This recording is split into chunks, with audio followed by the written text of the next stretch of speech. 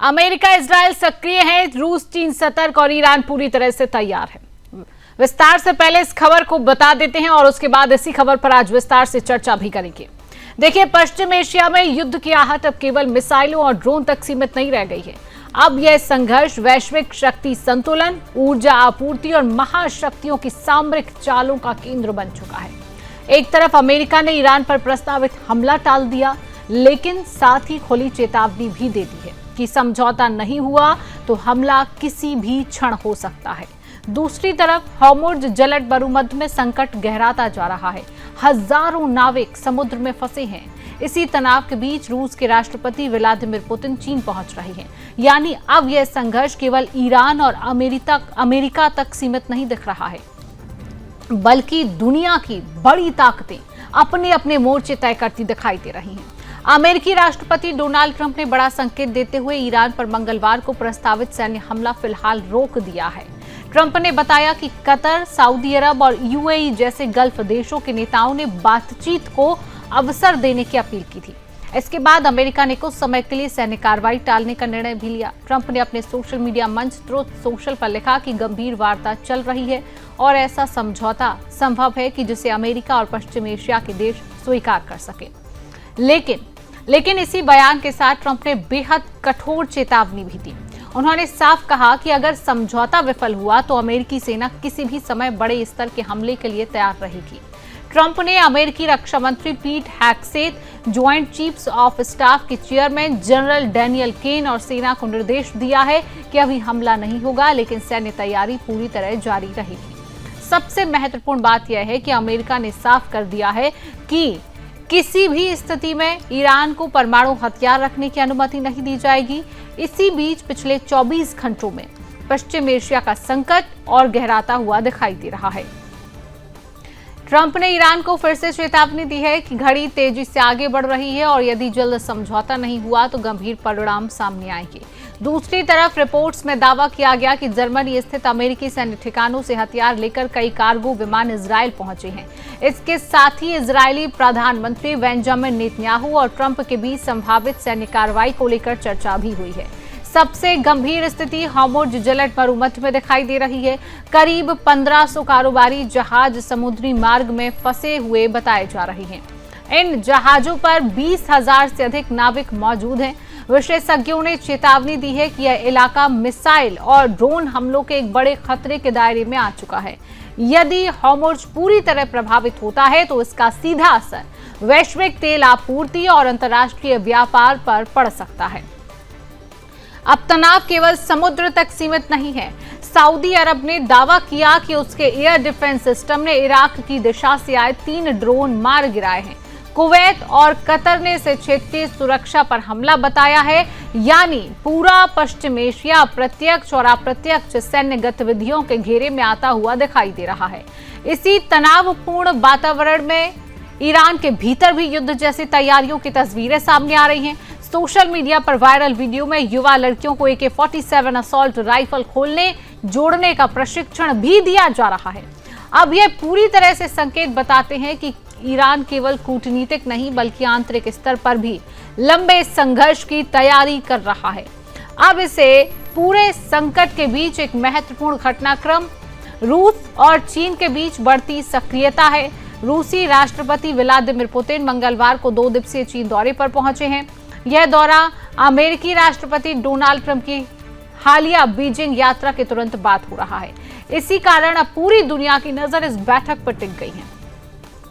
Putin और चीनी राष्ट्रपति शी जिनपिंग के बीच सुरक्षा, ऊर्जा, व्यापार, अंतर्राष्ट्रीय रणनीति पर चर्चा होगी। विशेष रूप से ईरान और हॉर्मुज़ संकट इस बैठक के केंद्र पर रहने वाले हैं, क्योंकि ईरान रूस और चीन दोनों का रणनीतिक सहयोगी माना जाता है। चीन ईरानी तेल का सबसे बड़ा खरीदार है। रूस लंबे समय से ईरान के साथ रक्षा सहयोग बनाए हुए है। इस दौरे को पश्चिमी प्रभाव के खिलाफ रूस और चीन की साझा रणनीति के रूप में भी देखा जा रहा है। दोनों देश पहले ही व्यापार, ऊर्जा, रक्षा क्षेत्र में गहरे सहयोग की दिशा में आगे बढ़ चुके हैं। अब द्विपक्षीय व्यापार 200 अरब डॉलर के पार पहुंच चुका है और दोनों देश अब स्थानीय मुद्राओं में लेन देन को बढ़ावा दे रहे हैं। यानी पश्चिम एशिया का संकट अब केवल क्षेत्रीय संघर्ष नहीं रह गया। अमेरिका, इजराइल, ईरान, रूस और चीन जैसे बड़े शक्ति केंद्र अब खुलकर सक्रिय दिखाई दे रहे हैं। एक तरफ बातचीत की कोशिशें चल रही हैं तो दूसरी तरफ सैन्य तैयारियां भी लगातार तेज हो रही हैं। ऐसे में आने वाले कुछ दिन केवल पश्चिम एशिया ही नहीं बल्कि पूरी दुनिया की सामरिक दिशा तय कर सकते हैं। तो विस्तार से इस विषय पर हमने पूरी जानकारी दी है और आज इसी विषय पर चर्चा भी कर रहे हैं। चर्चा करने के लिए तमाम पैनलिस्ट मेरे साथ है। परिचय आपसे कराऊंगी। रक्षा विशेषज्ञ मेजर जनरल पीके सहगल जी। सर, बहुत बहुत स्वागत आपका सुदर्शन न्यूज में। मेरे साथ जियोपॉलिटिकल एक्सपर्ट अरविंद सिंह तेजावत जी है। सर, आपका भी मैं बहुत बहुत स्वागत करती हूँ। सबसे पहले चर्चा की शुरुआत पीके सहगल सर आपसे ही करूंगी। सर, जिस तरीके से डोनाल्ड ट्रंप ने बयान दिया कि अगर ईरान समझौता नहीं करता है तो हमले के लिए पूरी तरह से तैयार रहे, ये बयान पहली दफा नहीं है जब डोनाल्ड ट्रंप ने समझौते की बात कही। इससे पहले भी हम देख चुके हैं। सर, अब क्या लग रहा है, क्या समझौता होगा? क्योंकि रूस के राष्ट्रपति भी चीन दौरे पर हैं, उस पर भी सबकी नजरें हैं। सर, क्या संभावनाएं आने वाले दिनों के लिए लग रही हैं? सर, देखो, अमेरिका की जबरदस्त कोशिश है कि किसी न किसी प्रकार से समझौता हो, क्योंकि ट्रंप के साथ में उसके अपने लोग नहीं है। Only 30% people in America approve of what Trump is doing as far the Iranian war is concern. 70% लोग जो है उसके खिलाफ है। और साथ ही साथ ट्रुप्स को डोर पर उतारने के लिए 92% लोग उसके खिलाफ हैं। ऐसे में ट्रंप जो है मनोवैज्ञानिक दबाव डालना चाहते हैं, पोस्टिंग करना चाहते हैं, साइकोलॉजिकल वॉरफेयर कर रहे हैं, माइंड गेम्स कर रहे हैं। लेकिन मुझे नहीं लगता किसी प्रकार से वो बड़ा हमला करेंगे। उन्होंने साफ तौर पे कहा है कि हम हमला करने जा रहे थे, लेकिन सऊदी अरेबिया, कतर और यूएई के कहने पर हमने हमला टाल दिया है कुछ दिनों के लिए। और साफ तौर पे ये भी कह रहे हैं कि बहुत बड़े गंभीर बातचीत हो रही है। लेकिन उस तरह साथ ही साथ अगाची ने भी साफ तौर पर कहा, जो फॉरेन मिनिस्टर है, कि हम समझौते के लिए, हर प्रकार के समझौते के लिए तैयार हैं, लेकिन हम we don't trust America at all. उन्होंने पहले भी धोखा दिया, अभी भी धोखा दे सकते हैं। दूसरा उन्होंने कहा कि हम समझौते के लिए तैयार हैं, बट समझौता विद डिग्निटी। समझौता का मतलब ये नहीं है कि हम सरेंडर करें, हम किसी प्रकार से सरेंडर नहीं करेंगे। लेकिन जो अमेरिका की मुख्य मांग है उसके लिए वो मुझे लगता है साफ तौर पर तैयार हो जाएंगे, क्योंकि कोई अल्टरनेटिव नहीं है। कि आप वो ईरान तो पहले ही कह रहे हैं कि हम न्यूक्लियर बॉम्ब नहीं बनाना चाहते।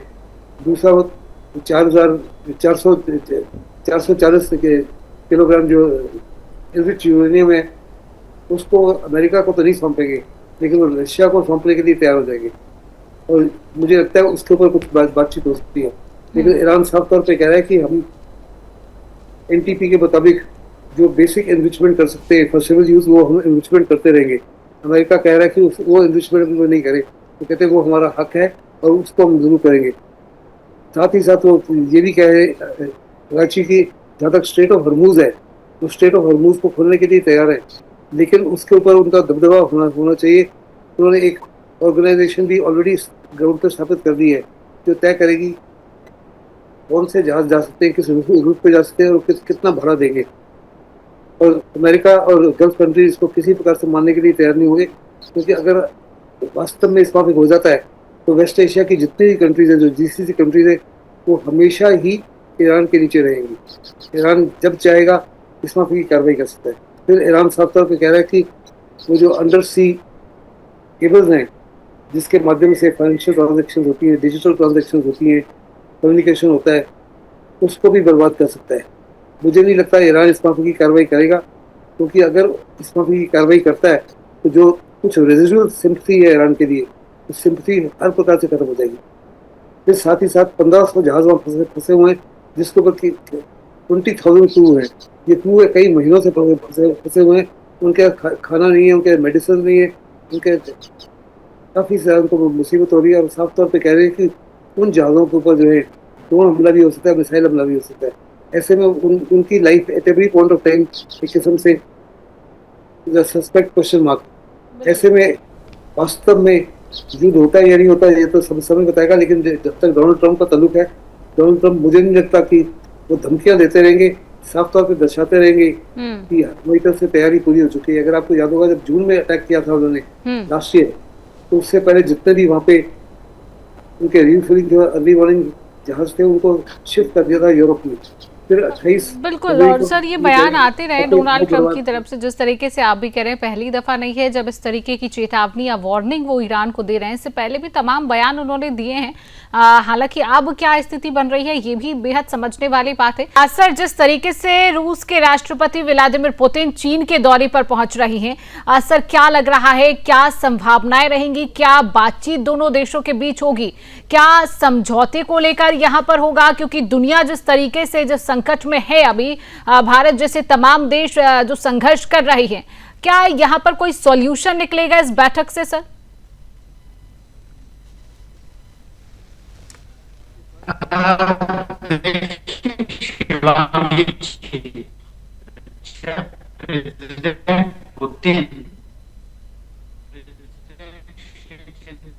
सर आपके थोड़े से नेटवर्क में मुझे लग रहा है प्रॉब्लम हो रही है, आवाज़ क्लियर नहीं पहुंच रही है मेरे पास। ठीक है, पीके सहगल सर के पास वापस चलेंगे। सर मैं आपसे भी यही समझना चाहूंगी, जिस तरीके से रूस के राष्ट्रपति व्लादिमीर पुतिन चीन के दौरे पर हैं, इस दौरे की क्या महत्वता रहेगी आने वाले समय के लिए भी, और जिस तरीके से दुनिया जिस संकट से जूझ रही है, वैश्विक संकट मैं इसको कह सकती हूँ, वैश्विक संकट जो बना हुआ है, सर क्या लग रहा है ये मीटिंग जो है, ये बैठक जो है रूस और चीन के बीच कितनी महत्वपूर्ण है यहाँ पर? ये बैठक तो बहुत महत्वपूर्ण है, और साफ तौर पे दुनिया की नजर और अमेरिका की नजर तो खास तौर पे इसके ऊपर होगी। जहाँ तक रशिया और चाइना का ताल्लुक है, रशिया और China are the biggest winners of this war. उनको तो साफ तौर पे नजर आएगा। उनकी कोशिश होगी कि अमेरिका अगर यहाँ इन्वॉल्व रहता है तो यूक्रेन में रशिया को फायदा होगा, ज़्यादा चाइना को फायदा है। चाइना ताइवान के ऊपर कुछ कार्रवाई कर सकता है, फिलीपींस के अगेंस्ट कुछ कार्रवाई कर सकता है, जापान के अगेंस्ट कुछ कार्रवाई कर सकता है, या साउथ कोरिया के यहाँ कुछ कार्रवाई कर सकता है।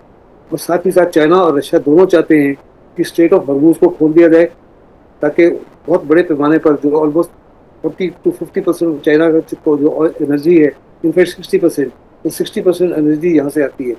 ऐसे में चाइना की ज़बरदस्त कोशिश है कि स्ट्रेट ऑफ हॉर्मूज खोला जाए और इसके ऊपर इंटरनेशनल नियमों का को एक्सेप्ट किया जाए।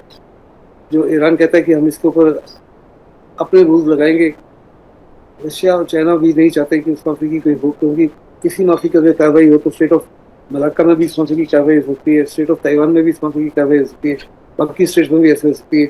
अनेकों चौक पहुंच है दुनिया में, तो दुनिया तबाह हो जाएगी।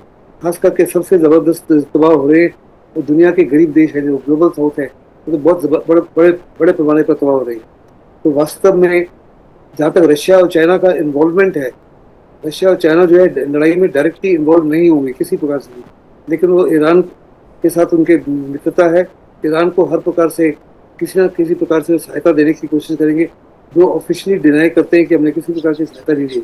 लेकिन जहाँ तक रशिया का ताल्लुक है, रशिया तो बड़े पैमाने पर ड्रोन उनको दे रहा है और उनको इंटेलिजेंस इनपुट दे रहा है। जहाँ तक चाइना का ताल्लुक है, चाइना उनको इंटेलिजेंस इनपुट दे रहा है, लेकिन उसने डोनाल्ड ट्रंप को आश्वासन दिया कि वो किसी प्रकार से मिलिट्री सहायता नहीं करेगा।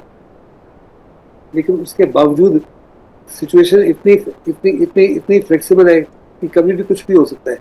हम केवल और केवल स्पेकुलेट कर सकते हैं, लेकिन मुझे नहीं लगता कि बड़े पैमाने पर किसी प्रकार से रशिया और चाइना इस युद्ध में इन्वॉल्व होना चाहिए, क्योंकि रशिया ऑलरेडी बहुत बड़े पैमाने पर इन्वॉल्व है यूक्रेन के अंदर फंसा हुआ है 4 साल से, और वो नहीं चाहेगा इधर इन्वॉल्व होने के लिए। जहाँ तक चाइना का ताल्लुक है, चाइना जैसे कि मैंने कहा मिलिटरीली किसी प्रकार से इन्वॉल्व नहीं होगा, क्योंकि चाइना साफ तौर पर जानता है कि इसके लिए मिलिटरी इन्वॉल्व होना जो है उसके हित में नहीं है। ऐसे में बड़े पैमाने पर वो कोशिश करेगा कि अमेरिका के ऊपर दबाव डाला जाए, अमेरिका के एलाइज के ऊपर दबाव डाला जाए, गल्फ कंट्रीज के ऊपर दबाव डाला जाए, जीसीसी कंट्री और ईरान के ऊपर दबाव डाला जाए, किसी न किसी तरीके से स्टेट ऑफ हॉर्मूज को खोल दे।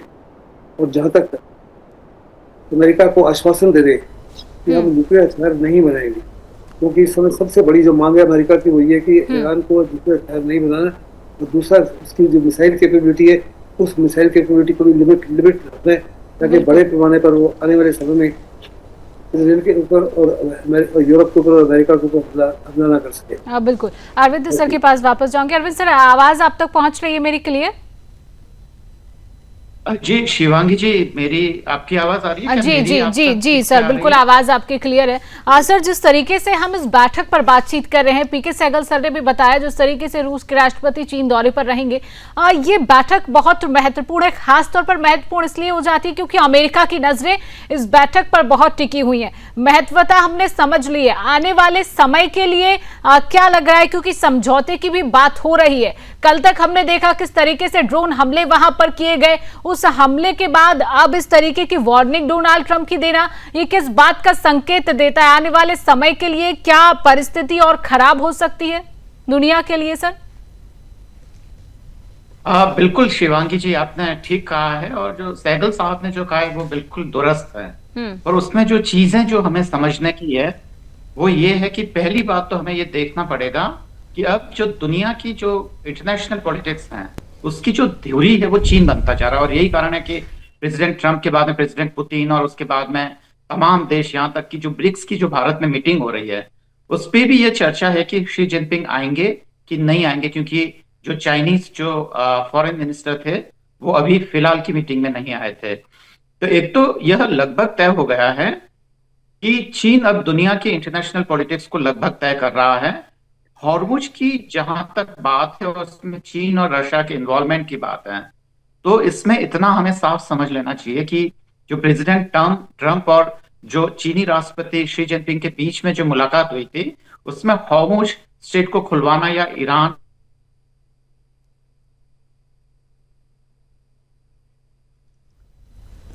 और यूनाइटेड स्टेट के बीच के जो मुद्दा जरूर था, पर केवल वही मुद्दा नहीं था। तो हमें एक तो इस चीज को हमें बहुत ही बेहतर तरीके से समझना पड़ेगा कि दरअसल केवल वही मुद्दा नहीं है, या कि चीन की प्राथमिकताएं क्या है। और इस मुलाकात के बाद में यह भी लगभग तय हो गया है कि चीन दरअसल ईरान में कितने ही मानवाधिकारों का हनन क्यों ना हो जाए वो ठीक वैसे ही चुप बैठा रहेगा, जैसे कि गाजा पट्टी में एक बड़े नरसंहार के बाद में भी चीन और रूस की तरफ से वो प्रतिक्रिया नहीं आई कि इनफ इज इनफ, हमें नहीं। भारत का जो विपक्ष मानता है, खासकर जो उनके जो लीडर ऑफ अपोजिशन, वो ये कहते हैं कि दरअसल ये एक बड़े अंतर्राष्ट्रीय युद्ध का नतीजा है और इसको समझना चाहिए। पर ये पूरी तरीके से उतना सच नहीं है, क्योंकि हमें एक चीज हमें ये देखनी पड़ेगी कि कभी भी चाइना और यूनाइटेड स्टेट के हित एक हो सकते हैं, जो कि शायद ओपोजिशन नहीं समझ रहा है, या उसके जो खासकर जो फॉरेन पॉलिसी प्रपोज्ड है वो नहीं समझ पा रहा है इस बात को। हमें यह चीज माननी पड़ेगी कि अगर दोनों देश यूनाइटेड स्टेट ऑफ अमेरिका और चाइना अगर मिलकर दुनिया को लूट सकते हैं तो वो लूटने की कोशिश करेंगे, और ऐसे में भारत के लिए सतर्कता बेहद जरूरी हो जाती है। बिल्कुल, ये और मैं भी है अपनी कि बात भारत कितना तैयार है इसके लिए। अरविंद सर, जिस तरीके से हम भारत की बात कर रहे थे, इस स्थिति में भारत को सतर्क रहना तो बेहद जरूरी है, लेकिन भारत कितना तैयार आपको नजर आ रहा है? अभी फिलहाल तो देखिए शिवांगी जी, मुझे लगता नहीं है कि भारत तैयार है, ना उस तरीके की रिसर्च देखने को मिल रही है। और मुझे लगता है कि भारत के ज्यादातर जो डिप्लोमेट है वो काफी अचंभित तरीके से जो दुनिया की बदलती हुई राजनीति है उसको देख रहे हैं, और लगभग उसी नीतियों का लगातार जारी है जो लगभग 100 साल पहले जब देश गुलाम था और कांग्रेस का जो विदेश नीति प्रकोष्ठ बना था, जिसके नेहरू के निर्देशन में जो विदेश नीति बनी थी, तो वैसे की वैसी जारी है अब तक। उससे कोई रिमार्केबल चेंज नहीं आया है। भारत को अगर नया ताकतवर अगर शक्ति ध्रुव बनना है, चाहे दुनिया में ना सही, कम से कम अगर दक्षिण एशिया में, तो अगर हम मान लो भारत की स्थिति को सुरक्षित करना चाहें तो फिर कम से कम इतना तो बेहद जरूरी है हम लोगों के लिए कि हम नई परिस्थितियों का आकलन करके उसके हिसाब से हम अपनी नीतियां बनाएं। भारत की तरफ से एक बयान जरूर आना चाहिए था, क्योंकि भारत के हितों को चोट पहुंची है, और भारत कम से कम दुनिया की एक ताकत है, महत्वपूर्ण ताकत है। तो भारत को यह स्पष्ट कर देना चाहिए कि अगर भारतीय हितों को नुकसान पहुंचाया जाएगा तो फिर भारत कूटनिरपेक्ष न्यूट्रल नहीं, वह इसको लेकर पूरा कदम उठाएगा। जी शिवांगी जी। बिल्कुल, पीके सहगल सर से भी समझूंगी। सर, जिस तरीके से हमने भारत की स्थिति पर बात की है, अपने प्रधानमंत्री नरेंद्र मोदी के संबोधन की अगर मैं बात करूं तो वो अभी से देश को आगाह कर रहे हैं कि क्या आने वाला समय हमारे देश के लिए खतरनाक या संकटमय हो सकता है, इसलिए भारत को पहले से प्रिपरेशन की बहुत आवश्यकता है कि हमें पहले से प्रिपेयर होना चाहिए। प्रधानमंत्री नरेंद्र मोदी भी लगातार आह्वान कर रहे हैं कि आप पेट्रोल डीजल का कम इस्तेमाल करें, तमाम तरीके की उन्होंने अपने संबोधन में बात की है। तो क्या ये एक भारतवासियों को तैयार करने की, प्रिपेयर करने की आवश्यकता है? देखो, हमारे प्रधानमंत्री साफ तौर पे हिंदुस्तान के लोगों को तैयार कर रहे हैं। क्लियर इंडिकेशन दिया है कि आप सोना खरीदे, फॉरेन ट्रेवल ना जाए, सिल्वर के ऊपर रोक लगा दी है, फिर गोल्ड एंड सिल्वर के ऊपर टैक्स जो है बढ़ा दी है, 6% से 15% कर दिया है।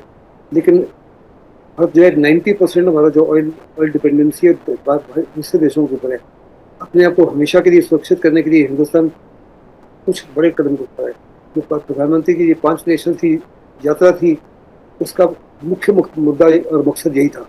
यूएई जो है, यूएई पाइपलाइन के माध्यम से स्ट्रेट ऑफ हॉर्मुज को बाईपास करता है, और स्ट्रेट ऑफ हॉर्मुज को बाईपास करने से वो हिंदुस्तान को ऑयल और गैस वगैरह जो है, एलएनजी वगैरह, एलपीजी वगैरह दे सकता है। साथ ही साथ बड़े पैमाने पर वो हिंदुस्तान में हमारी जो स्ट्रेटेजिक रिजर्व है उसको 70% और बढ़ाने के लिए भी मदद करने के लिए जा रहे हैं। जहाँ तक नीदरलैंड जो है, हमको साफ तौर पर नजर आ रहा है कि चाइना और अमेरिका जो है हिंदुस्तान को वो सेमीकंडक्टर्स डिनाई कर सकते हैं। ताइवान से जब ना आए, अगर उनका घेराव हो जाता है, तो Netherland is another country which is very good in strategic semiconductors. तो उनके साथ सेमीकंडक्टर्स की समझौता किया है, in addition to other things. इसी माफी को उन्होंने, जब स्वीडन के पास जो है सबसे मॉडर्नाइज्ड इंडस्ट्री है, पर्टिकुलरली डिफेंस की इंडस्ट्री, और जहाँ तक क्लाइमेट का ताल्लुक है, और हिंदुस्तान साफ तौर पे इन दोनों चीज़ों के ऊपर, स्पेस के ऊपर, क्लाइमेट के ऊपर, डिफेंस के ऊपर, ट्रेड के ऊपर समझौते करके आया है। जहाँ तक नॉर्वे का ताल्लुक है, Norway is got the largest sovereign reserve, मतलब उसका इतना पैसा है कि दुनिया सबसे ज्यादा सॉवरेन रिजर्व। बिल्कुल, और ये दौरा भी प्रधानमंत्री का सर बहुत अहम है। जिस तरीके से कल हमने तस्वीरें भी देखी नॉर्वे के दौरे की प्रधानमंत्री, तो कहीं ना कहीं यहाँ पे मुझे लग रहा है कि एक पॉजिटिव रिस्पांस जो है वो हमारे देश को लगातार मिल रहा है। प्रधानमंत्री लगातार विदेश यात्राएं भी करते रहे, लेकिन आने वाला समय कितना संकटमय हो सकता है, प्रधानमंत्री के संबोधन से अगर अंदाजा लगाया जाए, अभी से भारतवासियों को प्रिपेयर कर रहे हैं। अब जो रूस के राष्ट्रपति चीन पहुंचे हैं, इससे क्या संभावनाएं नजर आती हैं, इससे क्या संभावनाएं हैं और क्या सॉल्यूशन क्या यहाँ पर निकलता है, ये भी एक जानने वाली बहुत महत्वपूर्ण बात है। सर, फिलहाल समय का अभाव है, आप दोनों पैनलिस्ट मेरे साथ जुड़े, आप दोनों ने मुझे पैनलिस्ट ने समय दिया। पीके सहगल सर, अरविंद सर, आप दोनों का मेरे साथ जुड़ने के लिए, समय देने के लिए बहुत बहुत धन्यवाद। और फिलहाल के लिए इस खास चर्चा में इतना ही। आगे देश और दुनिया की तमाम खबरों को जानने के लिए आप देखते रहिए सुदर्शन न्यूज।